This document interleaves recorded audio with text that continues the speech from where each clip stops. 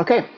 Well, hey there, everybody. First off, thanks so much for posting all those questions. I appreciate them. It looks like people put some time and care and actually asked questions that you had were a little puzzled by. So I appreciate you doing that. So what I wanted to do is to go through all of those. There are only a few that had repeats. So there's some number of questions about the word static. So I put all those together and a couple others that had common themes, but generally they're pretty much all over the place.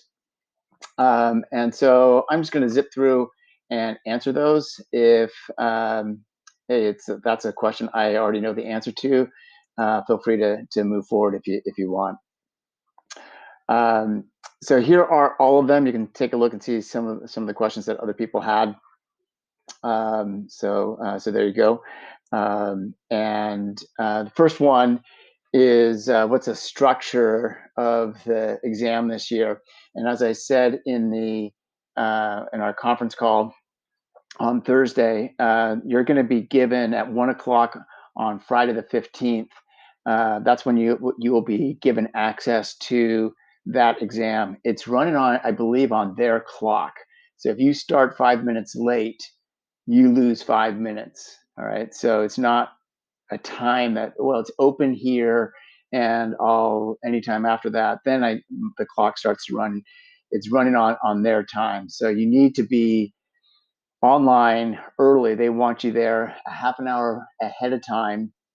And then they'll release the question. I believe it's 45 minutes for the first question and 25 for the second, something along those lines. 60% for the first part and 35 for the second. Um, so a shorter part, obviously fewer points available. Believe that you can do that. It's open book. The more stuff that you got spread out, I think is going to be a little busy for you. So I would recommend making sure that you're really, really familiar with all your notes. And if you need to, what's the parameter list like? You'll be able to find it quickly. Don't be expecting to do lots of scouring through. It is going to be a time crunch kind of a test. The way it first sounded, it sounded like, oh, you've got all the time in the world. No, you are definitely under the gun. Um, Believe that you'll be able to type all of your answers into Notepad, BlueJ, whatever, Word, Google Docs, and then you'll be able to put that into their format and upload your code to them. I believe is the way that they're going to be working it this year. And I do have they are still kind of ironing out some of the kinks. So I'll be looking for that and paying attention to exactly what that format is and sharing that with you as soon as I get that information. So it's not a long test.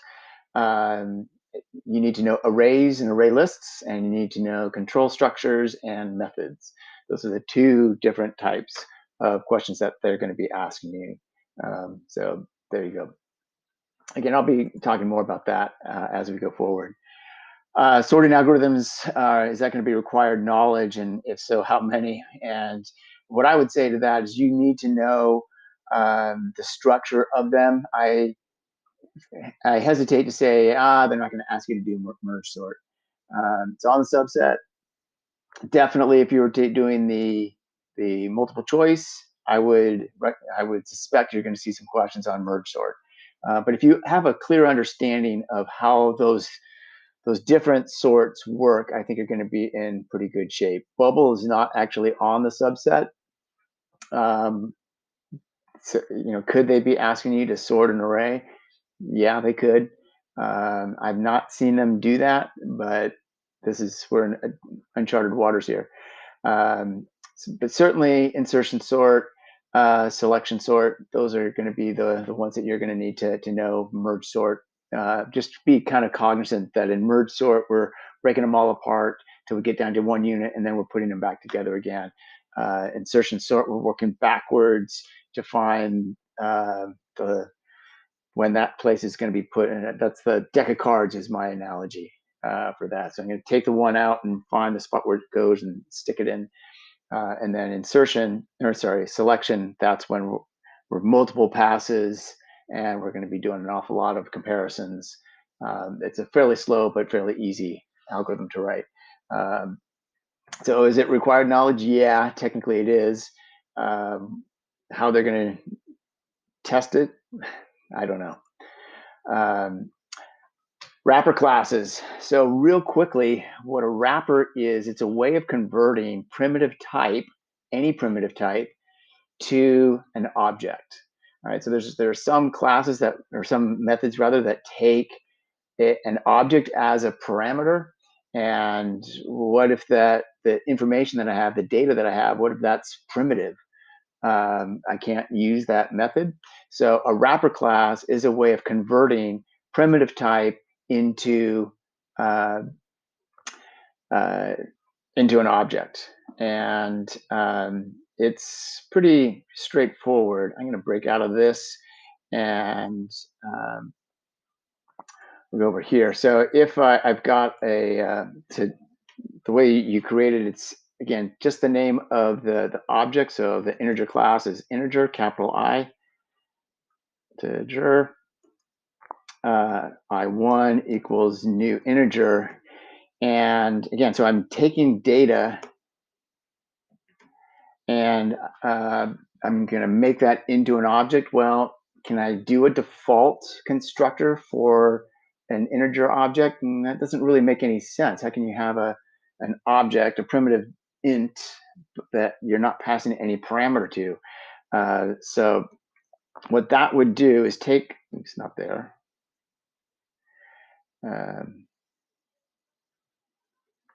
So that is going to, sorry about that, 5 parentheses, go. So what that's going to do is take the number, the integer, the int value 5, and wrap that as an object. And you can do certain things with it. You can put it in as a toString. It's one way that you can convert an int into a string if you had to do that. Kind of a clunky way, but it is a way. There is, you can get the value. I believe it's fixed though. So once you set it to 5, you can't change it after that. So you'd have to create a whole second object or reassign that. So the pointers, instead of pointing to the 5, is now going to point to the 8 or whatever it happens to be. But basically, a wrapper class is a way of converting what you have as a primitive data as an object. On the review sheet, or not review sheet, the quick reference, they have the methods of those wrapper classes, and there one piece that is on an integer that is not on any of the others is a max value and a min value, and that's if you set um, and I believe those are static variables. That's the maximum value that an int can hold, 3 billion and change, or negative 3 billion and change. So those are final constants that are part of the integer class that exist.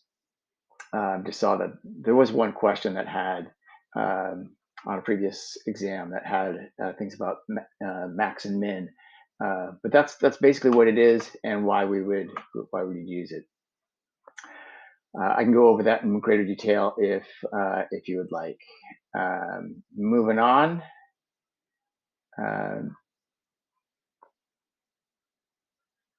That's there we go. Recursion. Is it important to know recursion? Well, I think Broden's statement about recursion is perfect, and that well, it just makes you smarter, really. So you do not need to know recursion for the exam itself. They're not going to be testing you on it. And so I think the only thing that I would say is if I had a method, the question at the end is I don't really get how it calls itself over and over again. And so right now I'm in a driver here, but if I created a second class, so make this a public static void tester. And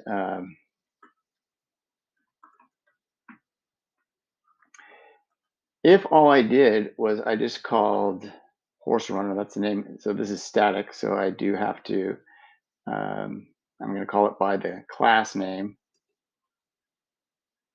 dot tester.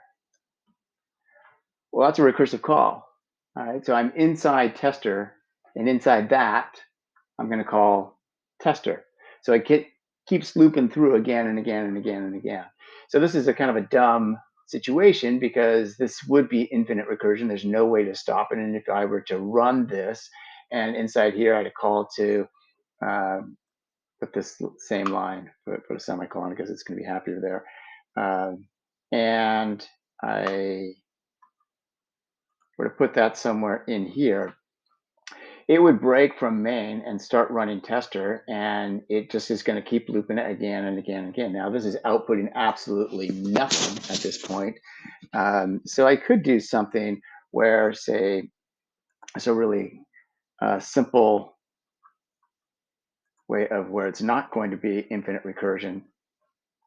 So I'm going to do this, pass an integer here. So this is going to now take a value, an integer as a parameter. And I need some kind of base case, something that is going to stop the recursion from happening. And so perhaps what I'm going to do is I'm going to take x here, and now I'm going to do x minus 1. So it's going to start at 5, it's going to go down. Well, there's nothing to prevent it from continuing. So I would do some kind of if statement. So if x is greater than -1, I'm going to call this. And that's all that I need, assuming that the precondition would be that x is going to be a positive value. It's going to continue a number of times, but eventually this is going to be false. All right, so it's going to keep going down again, again, and again, and again, and again, and again. So it was 5, then it was going to be 4, then it's 3, then 2, then 1, then 0. That still is greater than -1. When it is -1, oh, it's done. So I could do other things in that as well. I wanted to output X or do some calculation or what have you. So this is so the question was that I saw that kind of bothered me a little bit was, how does that happen? As long as you're in a method and you have a call to that method, you've got yourself recursion. All right. I'm going to take that out of that. All right. But on the safe side, you don't necessarily need to have, don't need to know, because it's not going to be tested per se. Keyword this. This is a great question. As I mentioned before, I had a professor that really liked that question a lot. What is this? So the keyword this is a way of referring to the current object.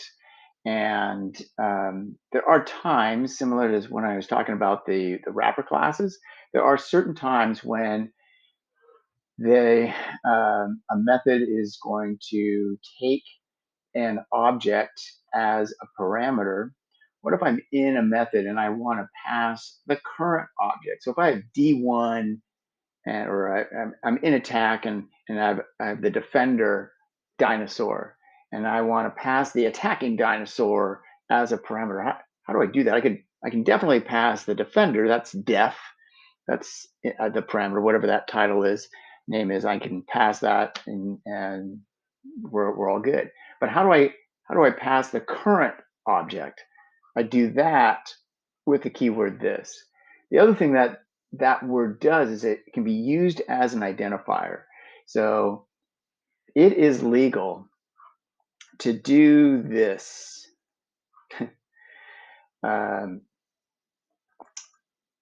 So I'm going to open up here. Here's my horse class. Sorry, I meant to open up this guy. So here's my horse class, and I've got reference. So here's an integer for weight and a string for name. And when I pass these guys, so here's a constructor and I'm setting name to N and weight to W, it is legal to not have that. I could just say name is going to equal N and weight is going to equal W. However, it is also legal to do this. That will compile as well. It's not going to compile, right? Problem is that which name are you referring to? Are you referring to the local object in the parameter, or are you referring to the instance variable name? So the current standard says that all methods and all instance variables should have an identifier referring to them. So it is a little redundant, but if you were to actually look at professional code, it's pretty common to see something like this, where this dot name equals name. That means assign the parameter name, the local variable name, to the instance variable name, so that they are exactly the same name. They have the same characters that spell that word together, exactly the same. But because the keyword this is applied as the identifier, that means I'm not talking about the local variable. I'm talking about the instance variable. So this is going to always refer to that. I don't like doing that because it's obviously confusing. However, I do think referring to the current object when the identifier is necessary and or is applicable, that makes the most sense. All right, so the keyword this is a way of referring to the current object. So I could do if I were going to compare two horses, I have H1. I could compare H1 dot compare to this. Now I've got both of them. So I can, when we're in dinosaurs, we're having dinosaurs attack. Maybe I've got multiple rounds and I want the attacking dinosaur. He's now going to be the defender in round 2. So I could have def dot attack. How do I defend? How do I turn this current guy into a defender? Be def dot attack this. All right. Hopefully that makes sense. All right. That was that. That was this. Scope. All right. So scope is when do we have access to those different terms? And my solution to that question is curly braces. All right. So going back to code here, um, here's a curly brace indicating that here's where the class starts, and these guys are inside this very, very first curly brace, which means that I have scope of weight and name all the way through the class. Anytime that I refer to weight or name, it's there. The problem is that here's N, for example. This is a parameter declared inside this. I have access to N from this curly brace to that curly brace. If I try to refer to N, it's going to bark at me because it's not going to know, hey, wait a second, N isn't declared. Well, no, it's right up here. But I lose scope because of that curly brace. So scope is really defined by that closed curly brace. Where's the close? All right, and do you have access to that? And so in this case, I don't have access to N anymore because I hit that. It was only inside this constructor that I've got access to N. As long as I do, so if I had a loop int I equal, or just declare it. And now I do a for loop. I can't redeclare it. So I equals 0. I is less than 10. I plus plus.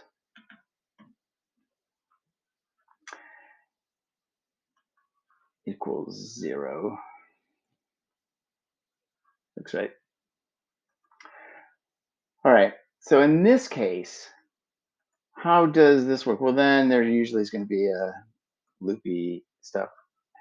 What makes this one different is that I certainly have access to I inside of this loop. But because I declare I here, I could also output I. It's not going to like that part, but I could output what's I after that loop. So scope is uh, how long do I have access to that variable? And it's really a function of those curly braces. All right. If I had said this is int I, now I only got it from here to that close curly. All right. Once I'm outside of that, it's not going to like it anymore. It's going to bark here. It's going to say, well, wait a second, I can't find I. It's like, it's right there. Just look up a couple lines. But because of this closed curly brace, I goes away and we no longer have access to it.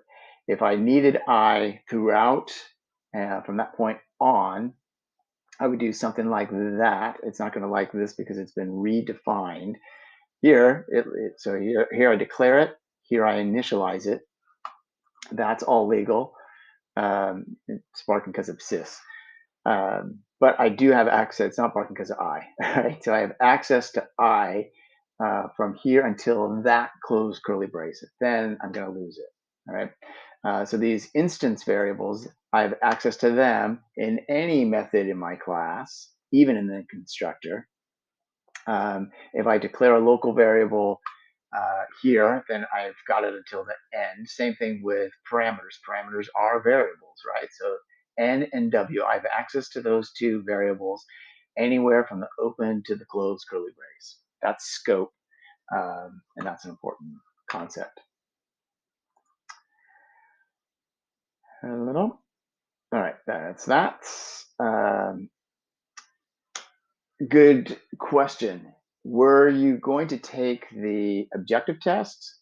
They would definitely test you on comments. Because this is all a free response, then I do not believe they're going to be asking you to do that. It wouldn't hurt to review it.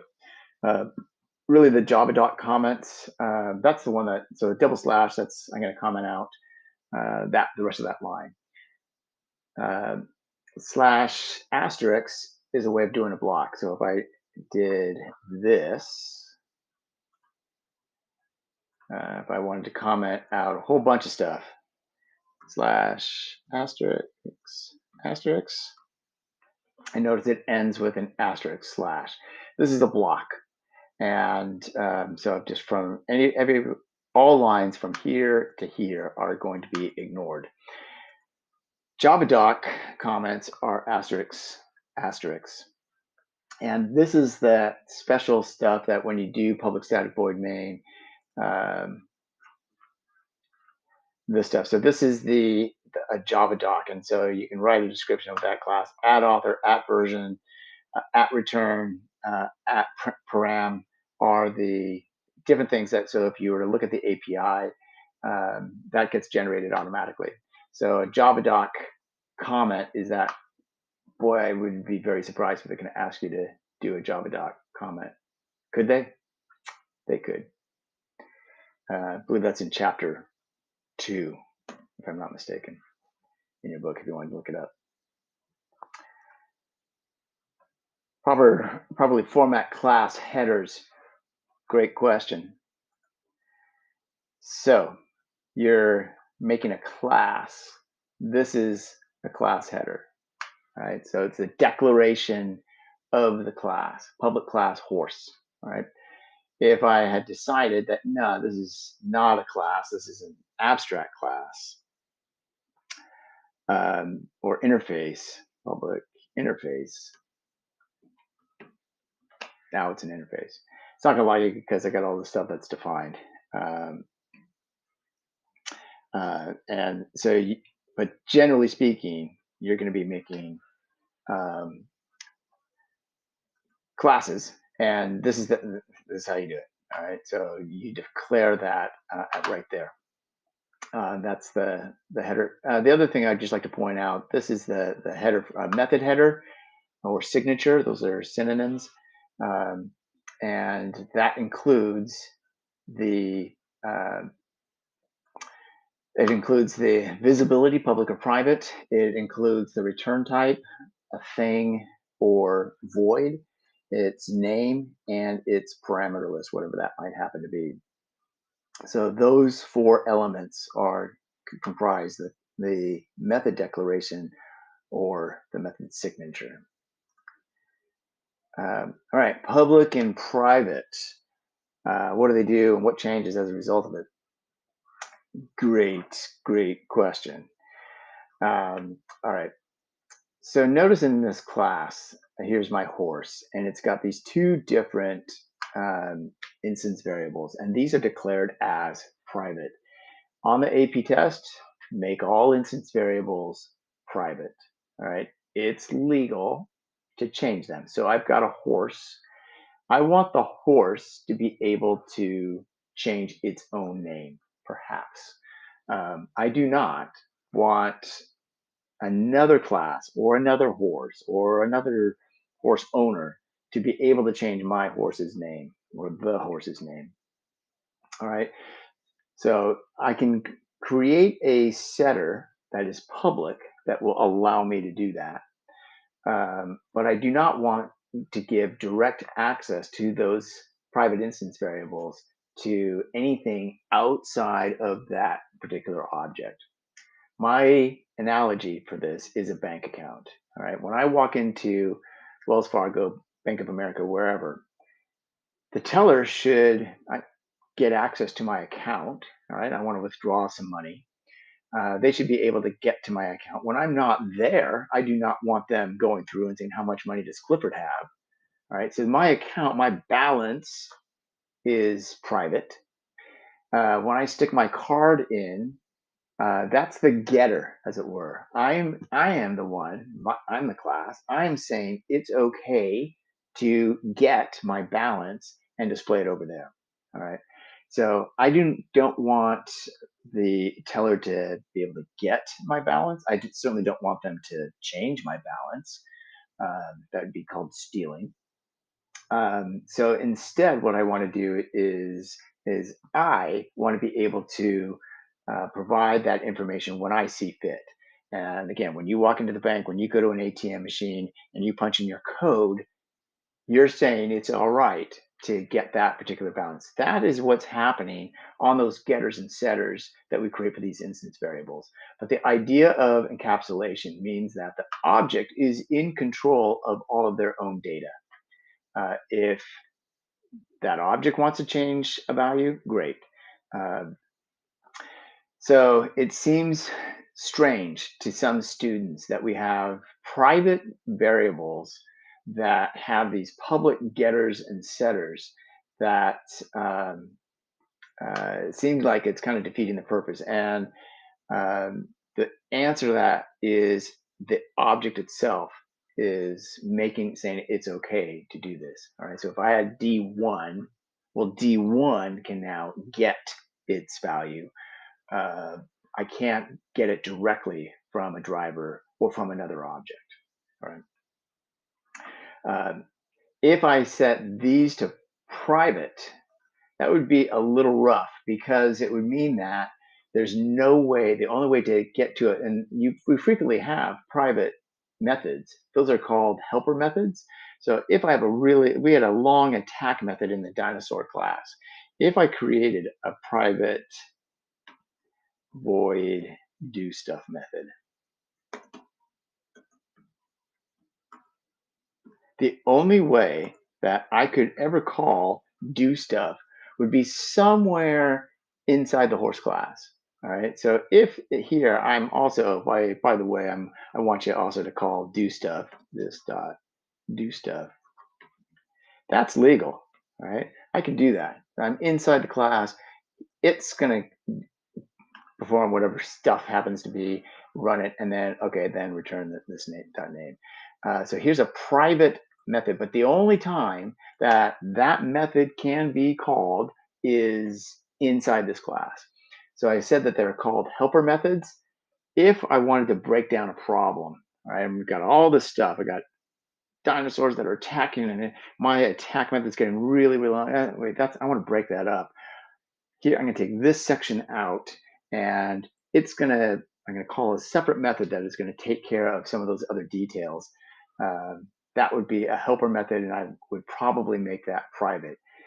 It makes sense that I wouldn't make it public. I could, all right, there's no harm in that, except that if I call that helper method from the driver, maybe there's going to be some really weird, wacky errors that might happen, some weird results or some errors that might happen because I'm not calling it in the sequence that it should. So a private method is one that can only be called inside a class. I cannot call it from the driver. Think about who's got access to this information, and I think that bank account is a nice little way of thinking about that particular question. All right. All right. Along with that, so we need to know about protected. No, is the quick answer. So just to answer the question, so we just talked about public and private. If I had a horse and then I created another class that was a super horse, and a super horse has some private instance variables too, should a super horse have access to the horses to its parents' uh, uh, classes? And the answer is the way that we write code with public and private. The answer is no. If you have a super horse, it does not have access to the horse's instance variables. I have to use the getters for that as well, even though a super horse is a horse.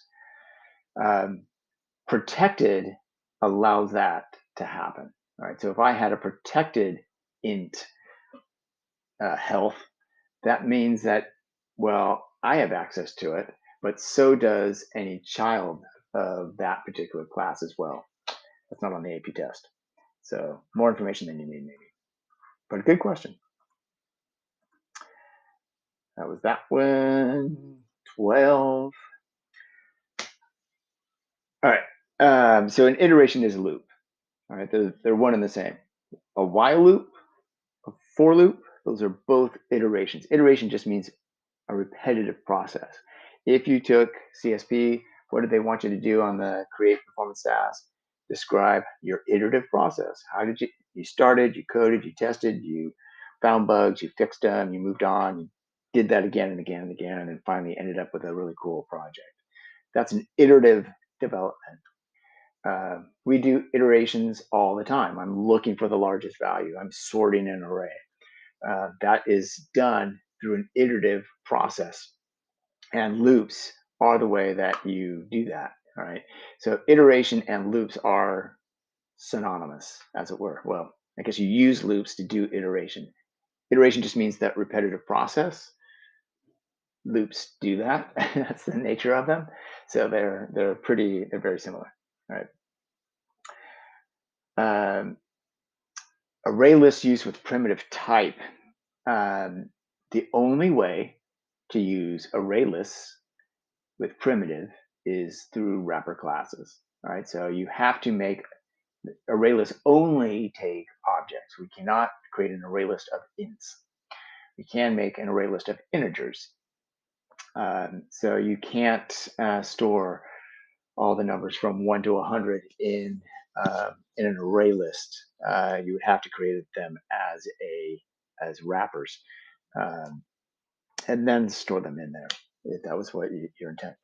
Great example, great reason why wrapper classes exist. Maybe I want an array list. All right, I've got to use objects.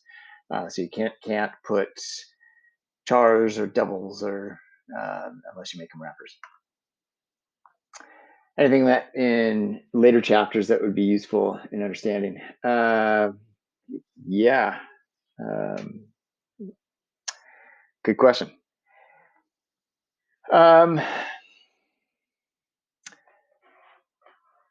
again, I think recursion is in. If you understand recursion, you understand Java. All right, so kind of. Um, so that I believe is in chapter 8. There is an idea called polymorphism, which I don't think they're going to be testing you on. Polymorphism means we kind of did that a little bit with dinosaur. That was polymorphism. We took a generic dinosaur and we did not know what type it actually was. It could have been a T-Rex or a Bronto or a Stego or pterodactyl or whatever. But when we called d1.attack, it called the right version of attack. So that's polymorphism. All right, I've got one attack method, and the correct version of that attack method gets called based on what type it is. Um, so yeah, I can have multiple ways. That's the poly part, and it's going to change. That's the morphism. Um, you might want to take a look at that. That might be helpful. I think that's about the extent. 2D arrays are not on this year's test, so you don't need to worry about 2D arrays. All right, single arrays, yes. Array lists, yes. 2D arrays, no. So nice break. What libraries will you be expected to be familiar with? The only one is the ArrayList class. All right, that's the only. So the libraries, those are the things that we do any kind of import.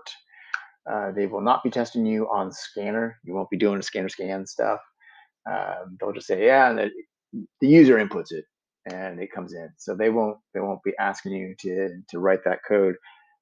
There's just a lot of different ways, and people have different ways of handling that. So they decided, people handle it however way.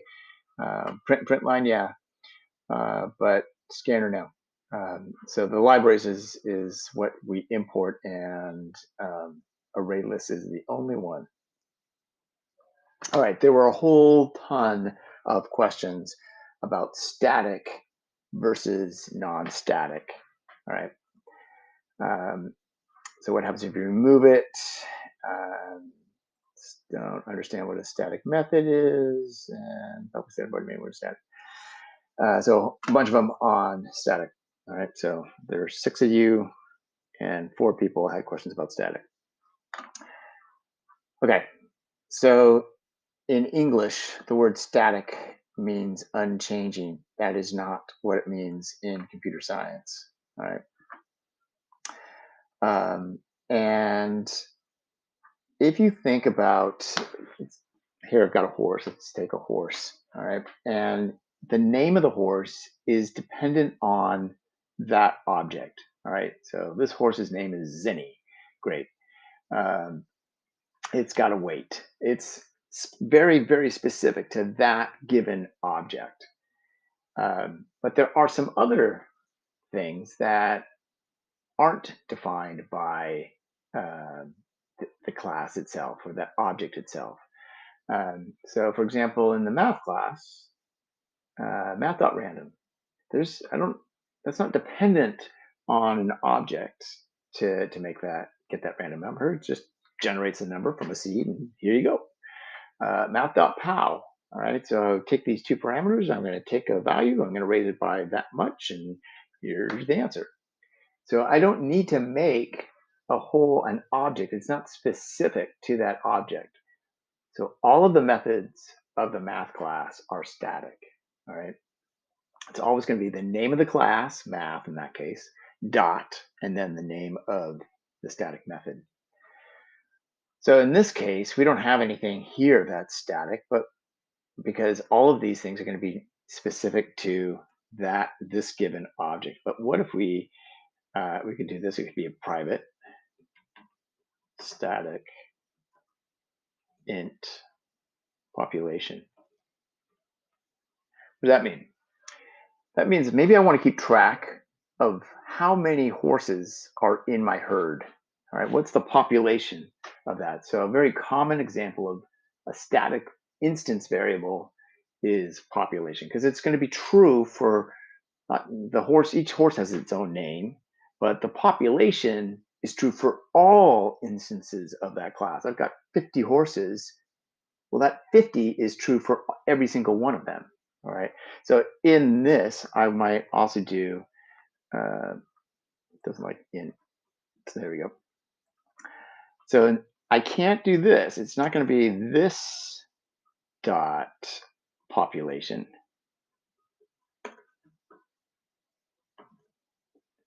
equals, I'll do plus plus. Well, I'll change it up because it might part me that too. So I'll say population plus 1. All right, so when I make a new horse, get its population, add 1 to it. And does that compile? Did. Um, so it's referring to this particular object, or this variable here, and it is going up here, and it's going to say, here's the population variable. A better way to do that is to refer to it by its class name, because it's specific to all of the instances of the class. That should compile too. Good. So that means that every time I make a horse, go get this guy. Well, if I want to find out what is the population of my herd, so I'll do a public, and so I want to get how many horses there are. That's an int. Get pop, and maybe I want to return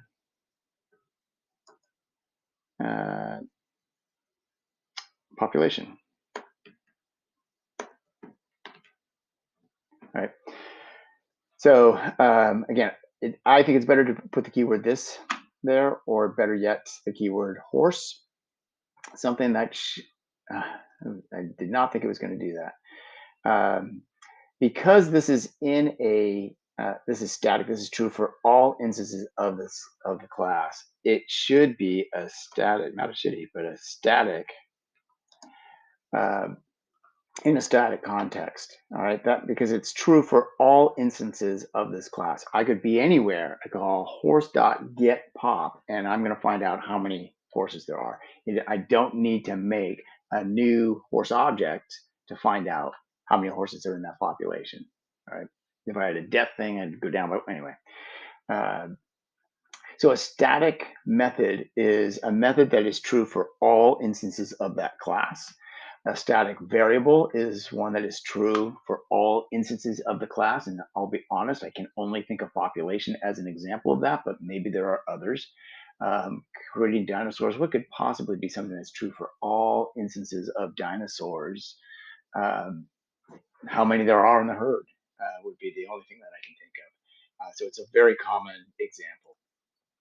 So we do public static void main.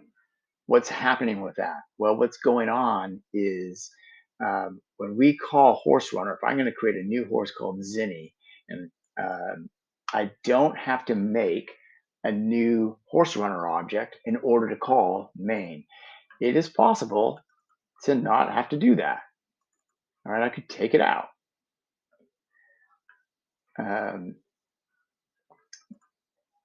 That seems good. And if I were to look at the horse runner, notice that I can't call main from here. Oh, crap. The only way to do that is to make a new horse runner object, horse run 1. There it is. And here, now I can call main. So because it's not static, the object then has to call main. And it's just one extra step. So when you're calling a driver, those are almost always, I can't even remember a time when I've seen main not as a static in a static context. Make sense? Hope so. Let me know, and I'll try to clarify that. Oh man, interfaces and abstract classes. What's the point? Great question, especially. Why not just make a little note that says define it, please? Because programmers screw up.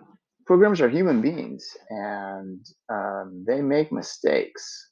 And somebody might say, I don't, so we had that uh, in the attack method in Dinosaur. We made that abstract.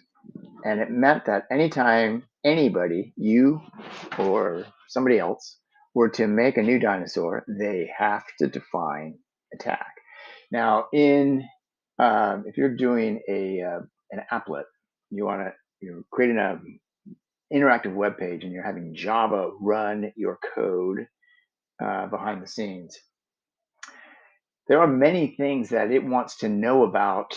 So if you key listeners, and if you do this, and what happens if you click out, and you might not do 10 of the things that it that are possible there. You still have to define those methods because it is an interface.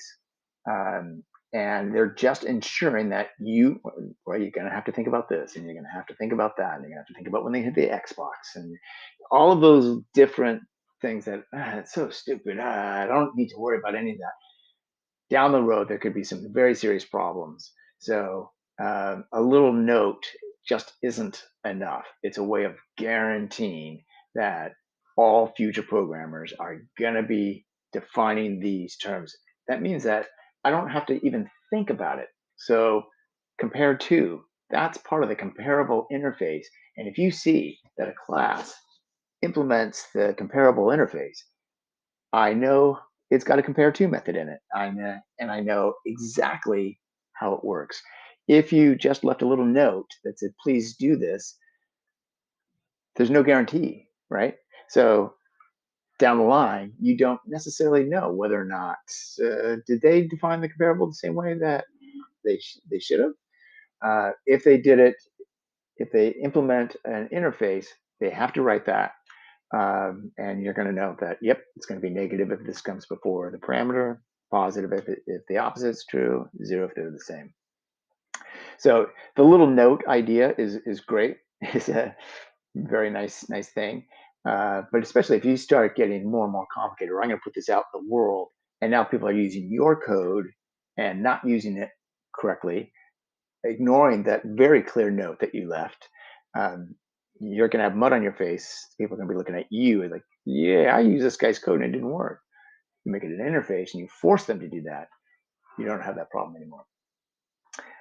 Doubt that you're going to be asked to, well, there may be some reference to it, like if you saw on a free response, here's an interface. And so this implements it, so you know what those methods are, and you know that they are defined. I think it's plus. I think that's the last question. That was a long little explanation, but hopefully that made sense. Well done, you. And let me know if there are any more questions. All right. Take care. Bye.